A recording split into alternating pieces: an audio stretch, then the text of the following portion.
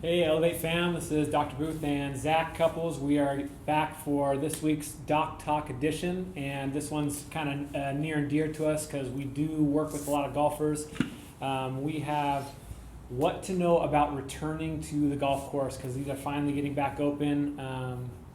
Recently I've had a couple of patients that unfortunately didn't have maybe the correct guidelines on getting back out there, and they didn't understand maybe that if they'd taken 8 to 12 weeks off that they shouldn't go out there and just start gripping and ripping. So we're going to go through a couple of those scenarios. The scenario was a patient that is pretty sedentary throughout the day.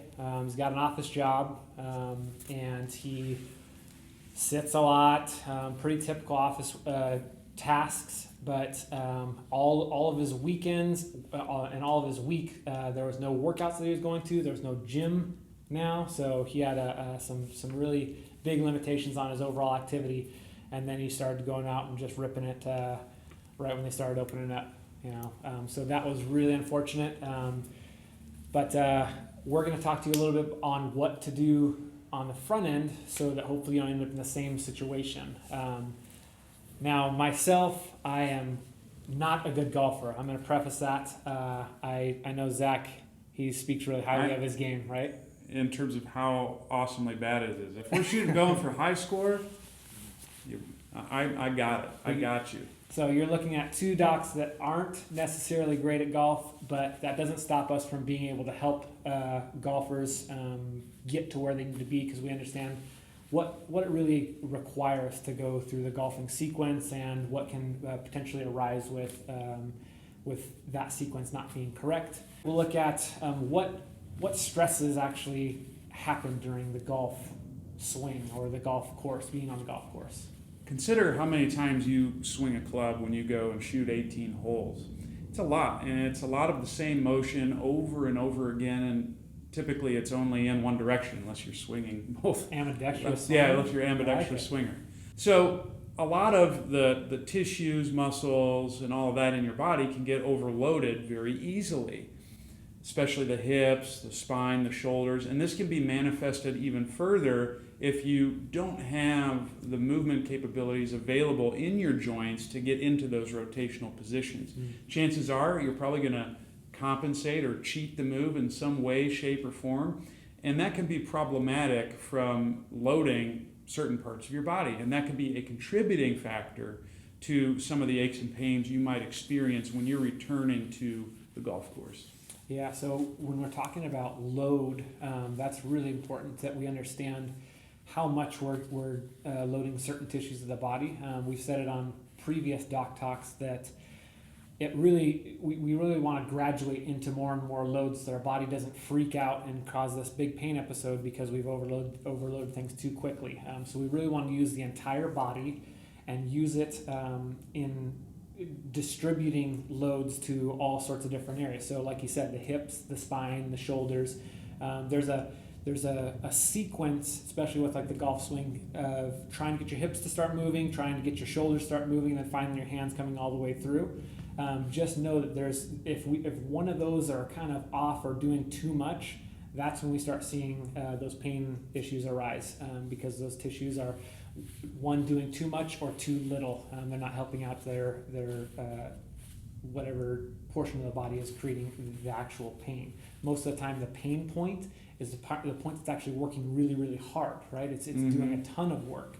It's not that it's doing too little. So we actually have to start working on some of the other areas, identify those, and then start seeing if that can take some of the load off of the other ones. After we look at the hips, the spine, the shoulders, and we're trying to figure out which portion is not working, then we get into a little bit more maybe general guidelines. So don't get too excited.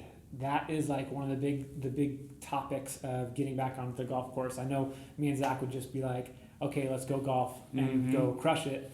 No, we probably wouldn't actually ever say that. We don't golf out that much, but we know that when someone has a huge passion for golf, they want to get out and do exactly what they did. They play 18 holes, they want to do all that kind of stuff. So making sure that we have what's called a physical warm-up rather than just a technical warm-up.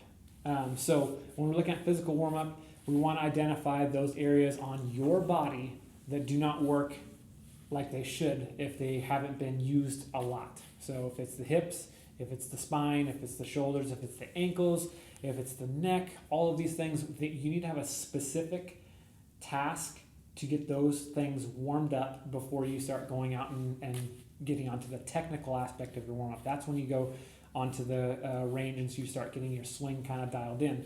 But make sure we get a physical warm-up before we get the technical warm-up. That's one easy thing to start implementing into your routine, especially if you've been off for 8 to 12 weeks. Yeah. Think of it this way. When you're working on the complete golf swing, you might have certain aspects of that swing that are challenging for you. And perhaps you then look for drills that would focus on those specific actions of the swing in order to improve that area. All we're doing is we're encouraging you to take it a step further. And if you have an issue with your swing and it's due to a specific limitation, and a lot of times you'll know this, it's just like, man, I just can't get into my hip when I hit the backswing, or when I go through and finish the swing, I have to arch my back.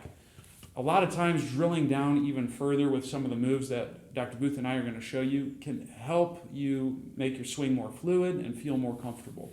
Yeah, absolutely. Now, another thing we want to talk about is ball count. As we mentioned before, a lot of you might be excited and jazzed up because restrictions are being lifted, the angels are singing, and now you can finally go back to the golf course. But I want you to think of a different example before we talk about golf. Let's say you want to run a marathon. Let's say that is your goal. Are you going to start your running training, if you've done no running whatsoever, with 26.2 miles? The answer, I hope, is no. Otherwise, if it's not, you'll probably see one of us. But what you do if you want to run a marathon is you start with maybe a mile, and then you work out your way up until eventually you can hit the 26.2 miles.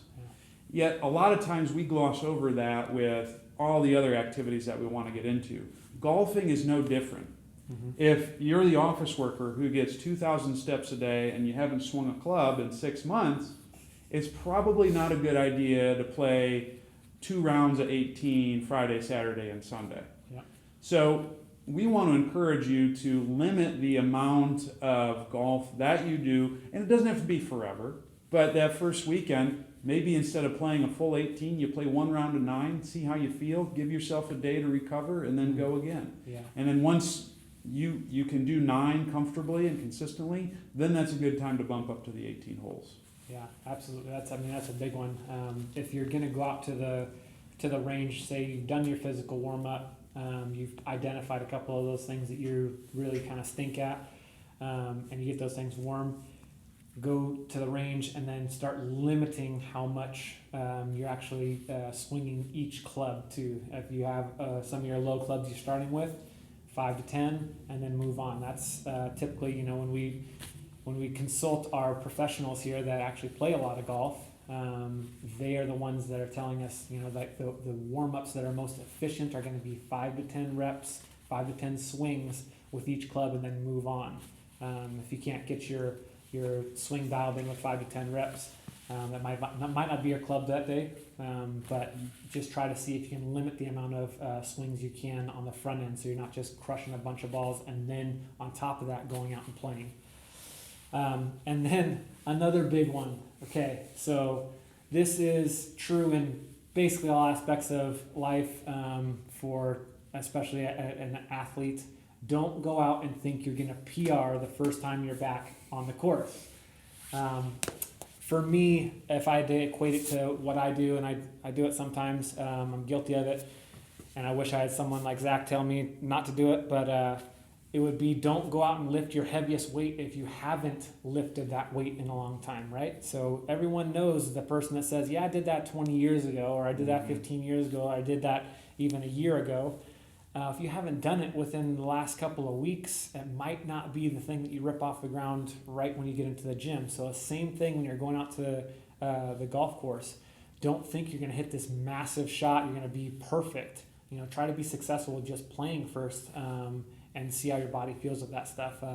I can't stress that enough. The overswing that's when we really start torquing those tissues that we're talking about that get sensitive with a lot of reps. So That is a big one. Don't overswing. Don't think you're going to PR the first day you get back, and don't be disappointed if you don't play exactly how you did a couple of weeks ago.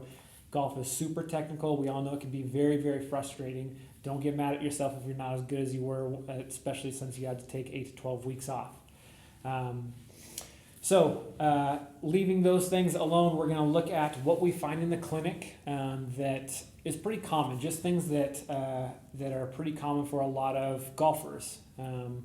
We see a lot of lateral bending in the spine as opposed to creating rotation throughout the whole sequence of the swing. So most of the time, lateral bending, meaning our spine is going down the middle of my back and it does this or it does this, as opposed to creating more rotation. There's a lot more rotation that can happen, and we can actually get the body to turn more if we do rotation as opposed to lateral bending. If we just don't have the sequencing right of those, or we maybe not have the capabilities to actually rotate our spine correctly, that could be one of our big findings, is not being able to create rotation throughout the whole sequence, and we're trying to cheat with doing some sort of lateral or this type of plane of movement. So that's one thing. And then another thing is not getting the hips involved enough. We have to get the lower quarters involved. We have to.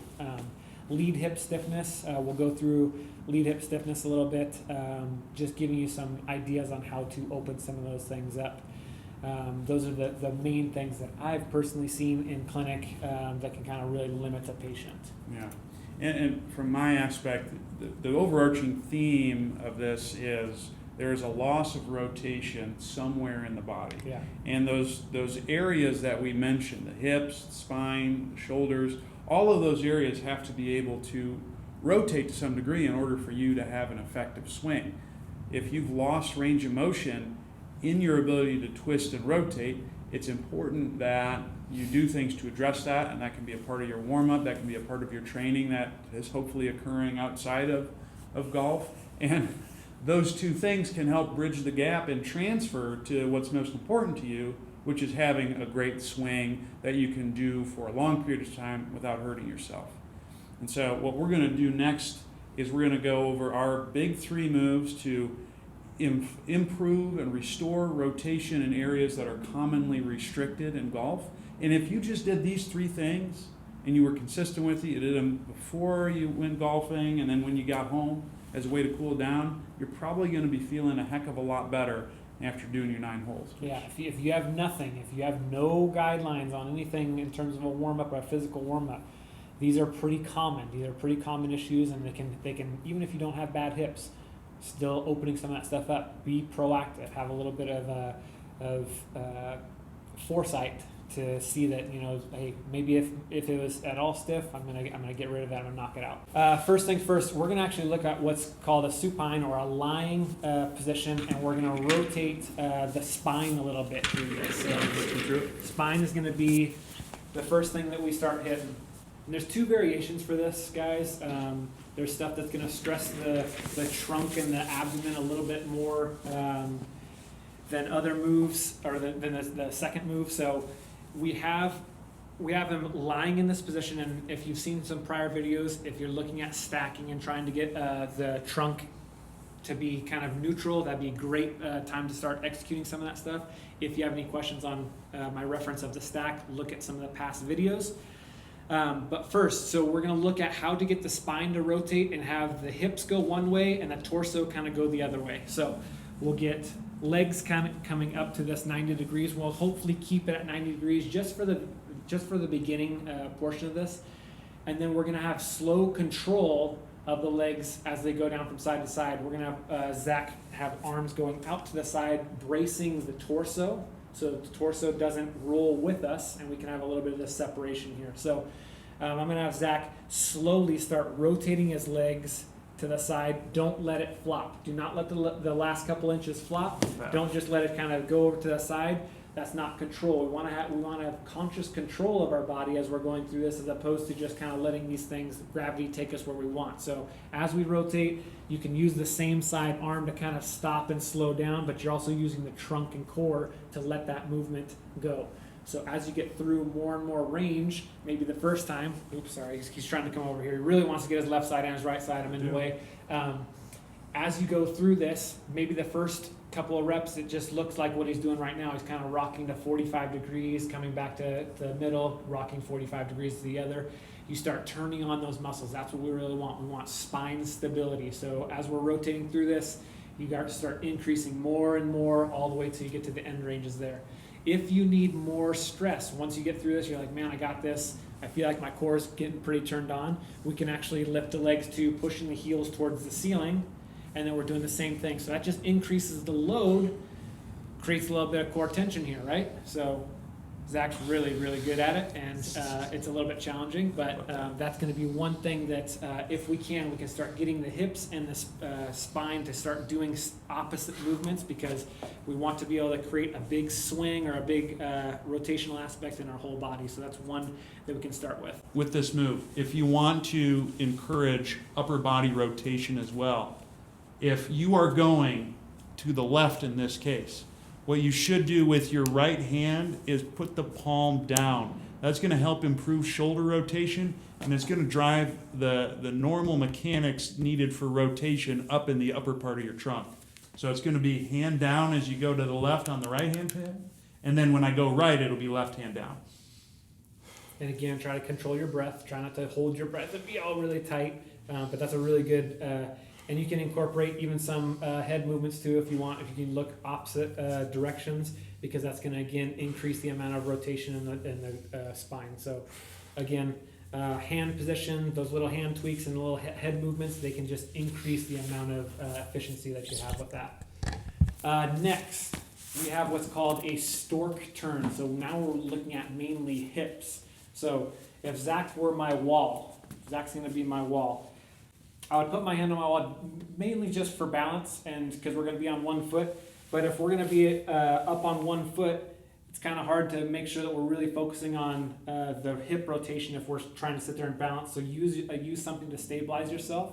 And we're going to be here, and then say this is my lead side hip. If I'm coming down into this hip and I'm trying to rotate into it, we're trying to create the same thing with this. So it's up, trying to drive this up so I get some good glute activation on the opposite side. And then I'm turning towards that hip, and I'm trying to create tension. I'm trying to get the inside of my knee as far across my body as possible. Yes, I'll tend to have like a little bit of rotation here, but I'm really trying to think. The point of the outside of my hip is trying to cross and turn towards the opposite side of my body. So up and turn, hold, try to breathe. If you create tension, you feel like a little bit of a shake, that's okay. Your body's starting to learn its end range. So that's really good for understanding how far you can actually go when you're going through your swing. Let's see a front view of that too. Front view. Let's see. Let's go here and coming across the body. And you'll notice that Kyle is making his trunk stay straight, so his chest is facing you, which again also, even though he's rotating through the hips, that's also driving a rotation through the trunk as well by keeping it still. Yeah, good point. All right, the last move we want to show you, if you have a really hard time getting into your hip on either aspect of the swing, this move is money. What I'm going to have Kyle do is I want you to go ahead and lie on your right side, feet will be up against the wall. And this one is called a hip shift, okay? So what you're going to do for the hip shift is you want 90-degree angles at your hips and your knees. Feet will be flat on the wall.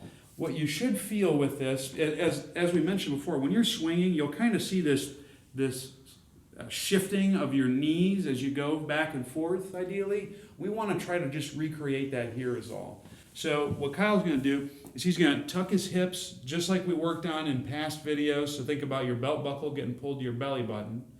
And then what I need Kyle to do while keeping his chest facing forward, again, another way to drive trunk rotation without rotating the trunk, you're going to pull this left knee back as far as you can while keeping the tuck. If he does it right, he's going to feel a little stretch in his back pocket on the left side. Oh, yeah. And then we're going to really light up his groin by pressing this knee down. Oh, cramp. Cramp city. So if you're getting a cramp, you want to tuck a little bit first, get a nice exhale. Good. Now pull this knee back, take a breath of air in, As you push down, try exhaling. And sometimes that will minimize the cramp. Cool. And you're just going to hold that position. Take a few breaths. Go ahead and breathe in again. Good. And you can try to push down a little further on the exhales. That should really get the groin going. Oh, yeah. Hello. A couple more. Nah, that's He's done. That's The goose is cooked. That's But, but that's a great way to help work on hip and trunk rotation, but just being a little bit more specific to the hip itself. yeah, pretty easy stuff. And Yeah, right. I mean, just like super easy. Like you won't cramp at all. It's totally fine. Just give it a shot, and then leave a comment if you cramp, and then we'll try to figure it out why. Just know that these things, they're awkward. They're awkward movements. They look kind of awkward. Don't be afraid to do this stuff before you go to the golf course, in your living room, in the spaces that you have that are a little bit more private, because most people don't want to sit there and do this. So maybe on the golf course, if you're that person, do it before you go, but don't skip it, because these things are pretty dang important, especially when you're wanting to get back to the golf course after 8 to 12 weeks. Don't end up hurting yourself like my patients that I've had recently, because they got a lot of these tools given to them, and now they're using that stuff to start prepping themselves. So a little bit of a cheat sheet. Make sure to use it if you can. Yeah. Cool. Awesome. All right. Thanks, guys. I'll see you next week for Doc Talks. Okay. Be safe, be healthy.